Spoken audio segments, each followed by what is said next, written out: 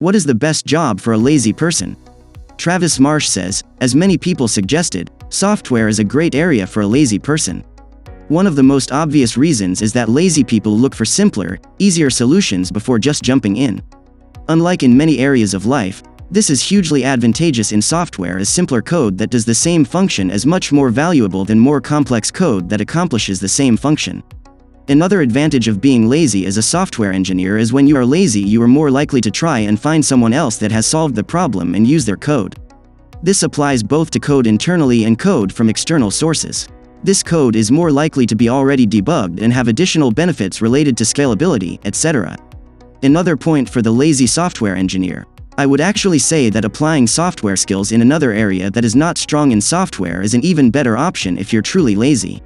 In many areas, most people don't realize what can be done through automation. I've known 3 or 4 people that took a job, such as finance or accounts receivable, automated the entire job, and then basically showed up and collected a check. They had the appearance of doing a lot of work, but all of them were working less than 4 hours per week. On a dollar per hour basis, they were the highest paid people I knew. Belinda Lopez says, I love this question. The truth is that lazy people tend to be highly efficient. There was a joke that went something to the effect of this. There was a lazy army private who was always trying to get out of work. His sergeant always assigned him the toughest jobs to get done. The private finally went up and told the sergeant, "Look, you know I'm lazy. Why don't you give me a break?" The sergeant explained, "Private, I know you're lazy. That is why I can always count on you to find the most efficient way to get something done.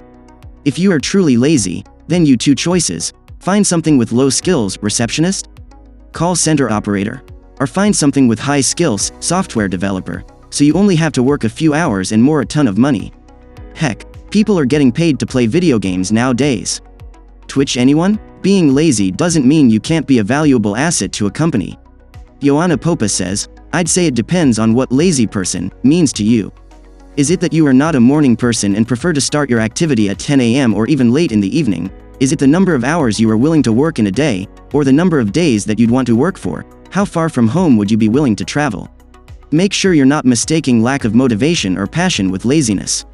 There has to be something you enjoy doing or that you're truly passionate about, even if you'll do it for 4 hours a week. In terms of types of work, you can get to a stage where you could live on residual income, but even in such a cases some work has to be involved, at least for a while, to get to that income. A home-based project or job might also help. Maybe you would enjoy your work more if you could work from anywhere you like, rather than in a cubicle or sitting in front of a desk 8 hours a day. Part-time or casual roles that don't include too many hours of work or traveling.